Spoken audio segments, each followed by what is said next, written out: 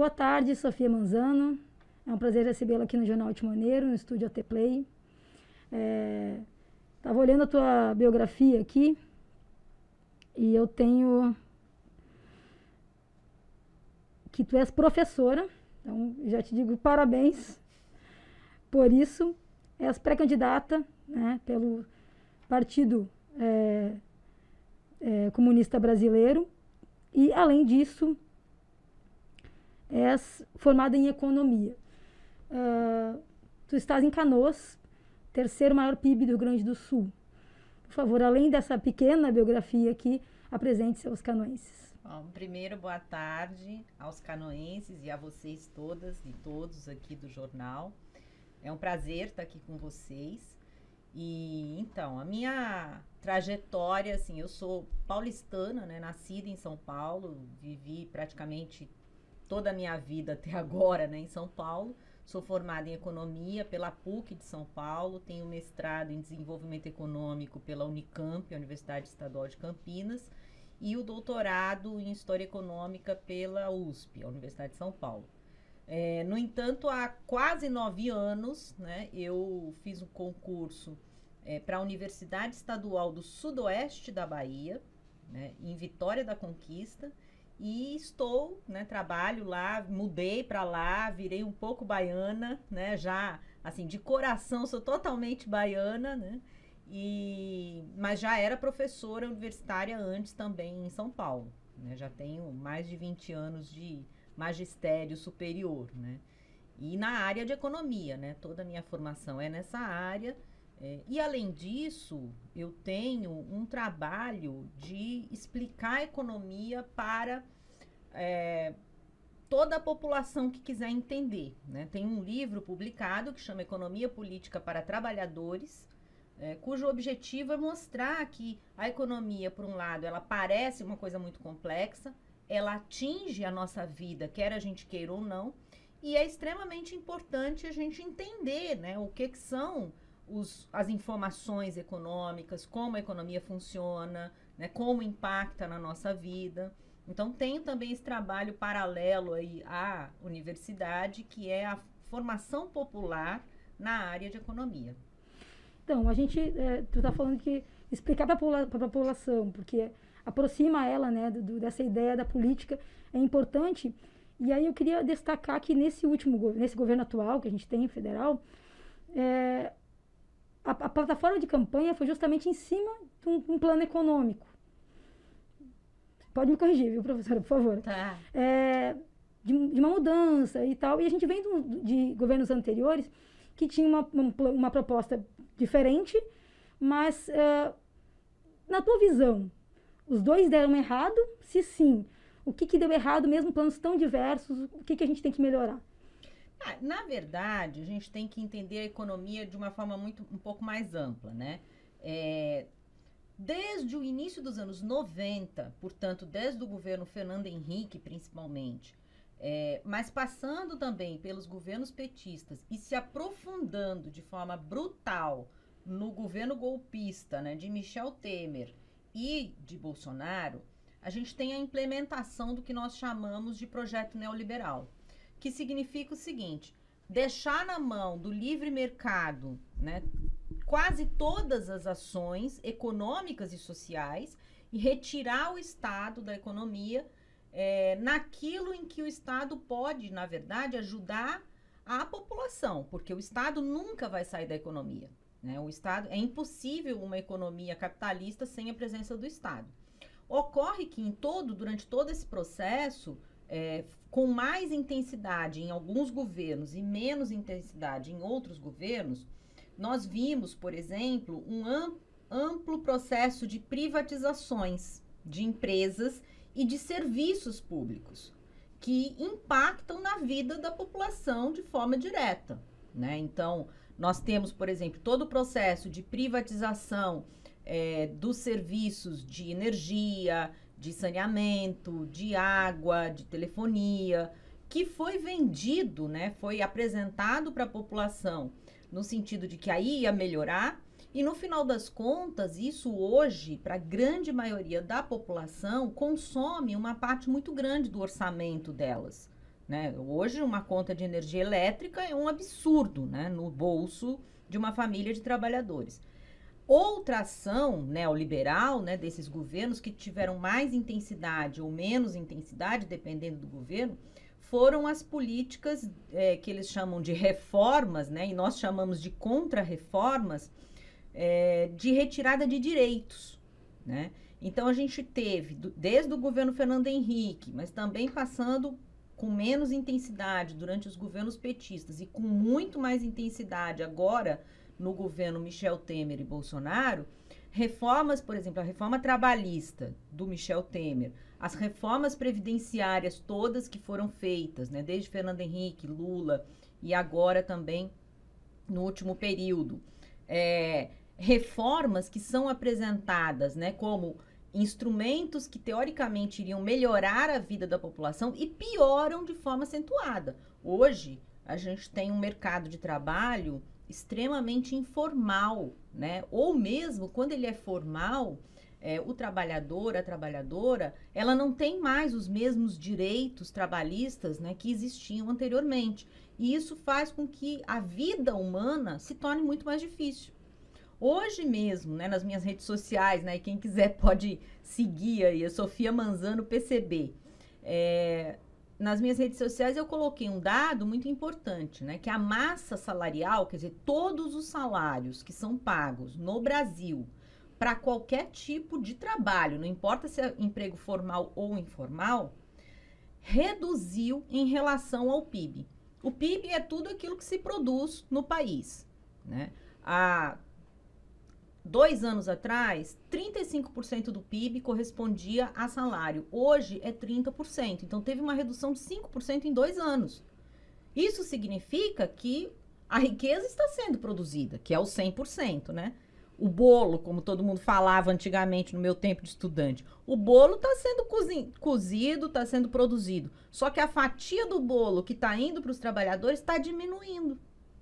Então, essas medidas neoliberais, né, no campo econômico, elas foram muito prejudiciais à classe trabalhadora e à grande maioria da população, que envolve, inclusive, pequenos comerciantes, pequenos proprietários rurais, que dependem da renda do trabalhador para existir, né? Então, eles também precisam entender a economia, né, do ponto de vista dos trabalhadores, porque os próprios negócios, né, destas atividades econômicas, elas dependem da renda do trabalhador. E por isso também que a gente coloca a nossa pré-candidatura à presidência, para discutir essas questões. Mais de 20 milhões de desempregados, de forma efetiva. É difícil, né? A gente sabe que existe uma rede de coisas a serem feitas. Como resolver esse problema nos próximos anos? Então, uma das questões que nós... Desculpa. Não, eu ia só... porque a gente tem que... Não tem como não fazer o recorte da pandemia, né? A gente sabe que isso mexeu, né, nas economias de todos os países, não tanto quanto, claro. Tem questões de gestão, né? Tem questões de gestão. Mas a gente não sabe como avaliar esse governo, pelo menos na atualidade, se não tivesse havido essa pandemia. Tem que fazer, eu acho que tem que fazer esse recorte, que eu acho importante, mas, enfim, houveram saídas ali, decisões que podem ter sido certas, erradas, não sei. Levando em consideração a pandemia, inclusive, esses 20 milhões de desempregados e o atual plano do governo. Aí sim, complemento. Como sair dessa situação de uma forma mais efetiva? Assim? Então, existem várias medidas que podem ser tomadas imediatamente, né, para reverter esse processo. Uma das medidas é também reverter um processo que vem ocorrendo também nesses últimos 30 anos, que é um processo de desindustrialização do país. Aqui o Rio Grande do Sul é um estado industrializado, né? É um estado que foi tradicionalmente um dos polos da indústria de transformação. E esse processo de desindustrialização impacta também, por exemplo, a economia do Rio Grande do Sul. Porque com a internacionalização da economia, muitas coisas passam a ser importadas, né? E a gente volta a ser agrário exportador. O setor agrário, o setor de mineração, ele emprega muito pouca gente, né? O setor industrial e o setor de serviços são setores que são muito mais intensivo em trabalho, então empregam muito mais gente. Então, uma das questões que tem que se fazer é pensar um processo de desenvolvimento para o país, sob o comando dos trabalhadores, sobre a perspectiva dos trabalhadores, que procure reverter esse processo de desindustrialização e volte a internalizar, quer dizer, produzir internamente os produtos industrializados. Essa é uma questão. A outra questão é uma pauta que também é antiga, mas foi abandonada por conta dessa avalanche neoliberal, que é a pauta da redução da jornada de trabalho. Hoje, na verdade, o que nós temos é um aumento da jornada de trabalho. Muitas trabalhadoras e trabalhadores, mesmo que não esteja no seu contrato de trabalho dizendo lá quantas horas eles têm que trabalhar, eles acabam trabalhando 10, 12 horas por dia. Enquanto nós deveríamos estar debatendo uma redução da jornada de trabalho, como já ocorreu em muitos países capitalistas mesmo, na França, na Alemanha, em diversos países, de tal forma que quando você tem um trabalhador numa indústria ou em qualquer tipo de atividade, com uma jornada de trabalho de 6 horas, aquela atividade vai contratar um outro trabalhador por mais 6 horas. Agora, essa redução da jornada de trabalho não pode ser feita como foi feita na pandemia, que foi com redução salarial, porque aí você não resolve nenhum problema, porque é o trabalhador que reduziu a jornada de trabalho com redução salarial, ele vai ter que ter 2 empregos, aí não adianta. Então, tem que ter uma redução da jornada de trabalho. Como eu ia dizendo, né, uma outra forma de ampliar o emprego é através da ampliação dos serviços públicos. Por isso, nós defendemos o fim da Lei de Responsabilidade Fiscal, que limita as prefeituras e os estados no fornecimento de serviço público, porque as prefeituras e os estados não podem gastar com a remuneração do servidor público. Então, nós defendemos a substituição da Lei de Responsabilidade Fiscal pela Lei de Responsabilidade Social. O município, o estado ou o governo federal, ele precisa atender às necessidades da população. Neste sentido, ele tem que contratar servidores públicos, e aí concursados, com direitos, e não o que está se encaminhando no país, que nós somos absolutamente contrários, né, da reforma administrativa, que é o completo fim dos serviços públicos no nosso país, né, a degradação total do serviço público.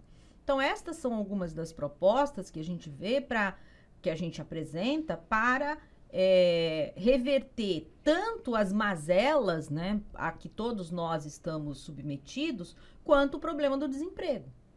Percebo que no teu discurso, né, claro, vai na tua linha de especialização, né, tem a ver com economia, o teu foco é todo nos trabalhadores, né, no trabalho, que é o que vai gerar economia, enfim, claro, também tem que ter uma redistribuição melhor, né? Está dizendo que o PIB foi abalado, mas não tanto a ponto de justificar esse tamanho, esse número absurdo de desempregados que a gente tem no país. Portanto, está sendo mal gerido, né? Gerido de uma forma que tu não vê como adequada para que contemple todos os trabalhadores e o país como um todo. Desenhando mesmo, porque tua fala é muito, ainda que tu fale que a ideia é trazer para o discurso popular, é difícil de entender. De forma, por que eu votaria na Sofia? O que eu enxergo, eu, trabalhadora, eu que estou assistindo, estou ouvindo no podcast, nossa conversa aqui agora. O que de fato eu em casa ali posso entender como sedutora para que por que eu vou votar na Sofia? Em primeiro lugar, eu digo o seguinte: hoje nós temos no país uma polarização entre 2 pré-candidaturas já apresentadas, uma de Bolsonaro, que é a barbárie aprofundada, a extrema-direita, a degradação maior ainda das condições de existência no nosso país. E a outra pré-candidatura do ex-presidente Lula, com um conjunto muito amplo, né, de setores da sociedade, que incluem também setores dos grandes empresários, da grande burguesia, e que vai apresentar um projeto que pode melhorar em alguns aspectos a vida da população mais miserável, mas não consegue sair do grande acordo que é feito no país, né, e que mantém a nossa situação sempre de uma imensa desigualdade. A nossa proposta, e aí a gente não pretende estar fazendo nenhum tipo de discurso só para ganhar voto, claro que nós queremos ganhar os votos, mas a nossa proposta é de uma campanha anticapitalista. Isso falamos com todas as letras. O que é que significa isso? Votar em Sofia Manzano, do Partido Comunista Brasileiro, PCB, é votar numa proposta que sempre vai ter a classe trabalhadora como protagonista. Todas as medidas são sempre pensadas o que é necessário para a classe trabalhadora avançar na sua existência. É necessário que tenha mais serviço público? É essa a nossa proposta. É necessário reverter as privatizações? Esta é a nossa proposta. É necessário fortalecer o Estado? Essa é a nossa proposta. Né? É necessário enfrentar, por exemplo, o grande capital, o capital financeiro? Essa é a nossa proposta. Então, nós não estamos aqui simplesmente para fazer um discurso eleitoreiro, né, de que, olha, eu sou melhor do que o candidato A ou a candidata B, né, e depois, no final das contas, me apresentar efetivamente como que eu não sou, né, ou como que o meu partido e as nossas militantes são. Nós somos isso e deixamos bastante evidente o que nós estamos propondo. Se quem estiver nos ouvindo, quem estiver nos vendo, quem estiver nos lendo, né, concordar que tem que haver uma mudança desse tipo, eu espero muito que vote na gente nas próximas eleições, assim que nós efetivarmos, né, a nossa candidatura. Mas nós não deixamos, não escondemos em nenhum momento quais são as efetivas medidas que estamos propondo. Ao lado disso, a nossa pré-campanha, ela também tem o objetivo de chamar a classe trabalhadora a participar da política. E como é que ela participa da política? Se manifestando, se organizando, né, indo ao seu sindicato e cobrando das suas direções sindicais que façam uma atuação em favor efetivamente da classe trabalhadora, que a gente retome um espírito público, um espírito de luta, né, de todas e todos nós. Porque se nós não fizermos isso e deixarmos simplesmente que um salvador da pátria ou a política profissional vá resolver as nossas questões, nós estaremos sempre sendo prejudicados por tudo que a gente já tem visto, né, no cenário nacional político. Bom, Sofia, foi bem esclarecedora, principalmente agora no final, né, porque a gente enxerga, e eu acho legal colocar isso, a política é talvez mais distante da população, né? O povo ou pegou asco, e eu ouço muito as pessoas falarem, eu não gosto de falar de política, eu não quero falar de política como se fosse uma coisa muito ruim. E a política está em cada detalhe do dia a dia, até no pãozinho que tu vai comprar na esquina. Então, quando a gente conversa sobre esse assunto, e isso pode ter acontecido muitas vezes e de alguma maneira fez que o discurso fosse chato, afastou a população, principalmente aquela aquela que tem que ter mais dificuldade de acesso à informação e favorecer as fake news, talvez, embora a informação não chegue tão bem nesses lugares, quando chega às vezes equivocada. Esse discurso claro e franco do que a gente gostaria de apresentar, sem tantas promessas, porque o que eu percebo é que o Brasil é um país politicamente feito de muitas promessas, né? No campo da política tem muita promessa e ele é o mais corrupto, enfim. Então, ficar girando em torno dessas promessas eleitoreiras de campanha caindo mesmo, né? Isso. E a gente está falando com uma representante do Partido Comunista Brasileiro, né? E quando a gente fala em comunista, a gente percebe que isso assusta muito as pessoas, né? Tu acha que perdeu-se a essência, ou deturpou-se a palavra, né? De uns tempos para cá, que justifique esse susto que as pessoas tomam quando a gente fala?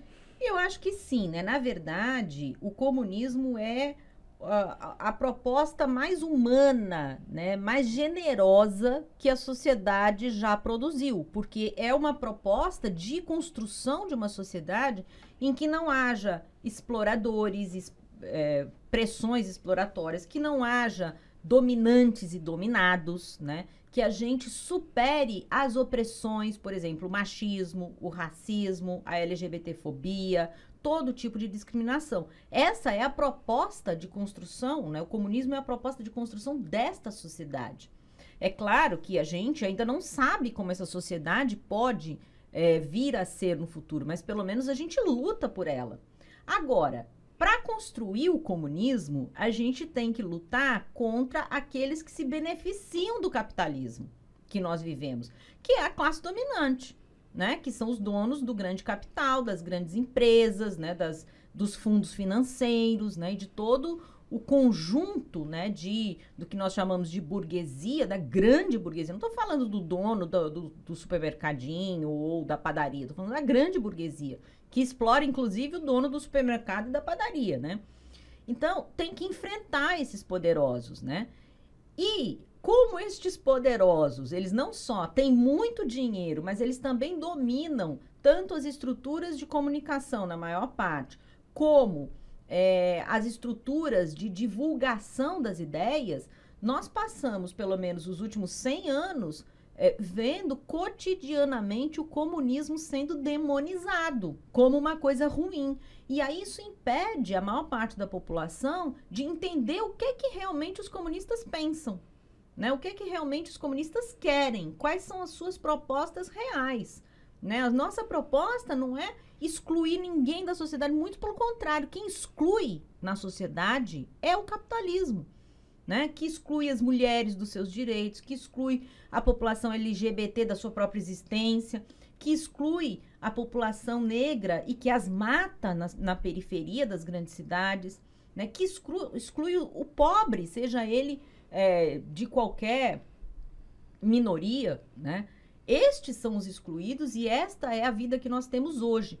A nossa proposta é de não exclusão de ninguém, é de uma vida comum, né? Claro que ela tem que ser organizada, claro que ela tem que ser planejada, mas a participação tem que ser de todos.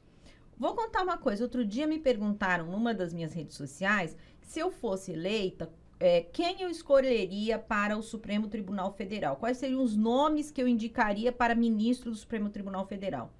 Eu falei assim, eu não indicaria, eu convocaria a população a escolher. Porque, afinal de contas, um ministro do Supremo Tribunal Federal, ele decide, em última instância, coisas que vão impactar a nossa vida profundamente. Então, por que tem que ser uma pessoa só, um presidente ou uma presidenta, que vai escolher o nome A, B ou C para ser ministro? Por que não pode ser um processo de votação, já que nós temos tantos instrumentos eletrônicos hoje de fazer votação? Por que a população não pode votar para eleger o juiz da cidade? Mas vai falar isso, que estou aqui falando, e essa é a minha proposta, mas a força que eu vou receber contrária a essa ideia é muito grande. Então, como eles não podem dizer que o juiz tem o privilégio de ser escolhido, o ministro do Supremo tem o privilégio de ser escolhido pelo presidente, e eles querem defender esse privilégio, o que eles falam? O comunismo é mau. Essa comunista é do mal. Sim, do mal por quê? Né? Vamos lá perguntar por que é do mal. Então, a demonização do comunismo, ela vem muito desta postura de quem é contrário à modificação radical da sociedade. Né? E nós não temos nenhum problema em explicar 500 mil vezes quais são as nossas propostas efetivas. Vai estar lá no nosso programa político, está na nossa atuação concreta na sociedade. Nós temos vários camaradas que são como nós nos chamamos, né, os nossos colegas de partido e de organização, e todos e todas nós trabalhamos nesse sentido, né, de construir uma sociedade que seja uma sociedade efetivamente igualitária, que não haja exploração de um pelo outro, que não haja segregação, com medidas efetivas. Então, temos uma candidata comunista à presidência da República. Até agora, eu acredito que é o primeiro nome feminino que foi... Pré-candidata, desculpa. A gente ainda está no momento de pré-campanha. Primeiro nome que surge até agora, acredito eu. E eu te desejo uma boa sorte, uma boa estada aqui no Rio Grande do Sul. Bastante lugar para explorar e conversar. E para explicar aí as tuas propostas. Seja sempre bem-vinda aqui no Jornal Timoneiro. E não sei se tu quiser falar mais alguma coisa. Bom, em primeiro lugar, eu agradeço muito o convite de estar aqui. Muitas e muitos terão dificuldades, por isso que eu falo sempre das nossas redes sociais, em conhecer mais da nossa pré-campanha e futuramente da nossa campanha, porque nós não teremos tempo na televisão, nós não recebemos atualmente fundo partidário, quer dizer, a perseguição aos comunistas ela é bastante efetiva, né? Então, eu agradeço muito o espaço, porque a própria mídia hegemônica, né, os grandes meios de comunicação, quase não falam, praticamente não falam da gente, né? Os próprios institutos de pesquisa, muitas vezes, se recusam a colocar os nossos nomes, né, como pré-candidatas, né, pré-candidata à presidência da República. Então, o que eu posso dizer, finalmente, é que quem quiser conhecer mais, para se informar e no futuro vir a votar na gente e se organizar, né, para lutar também pelos seus direitos, procure as redes sociais do PCB do Rio Grande do Sul, as minhas redes sociais, né, Sofia Manzano PCB, que eu tenho aí todas elas, e aí a gente pode conversar muito mais, mas eu agradeço muitíssimo o espaço de vocês aqui. Muito obrigada também, viu?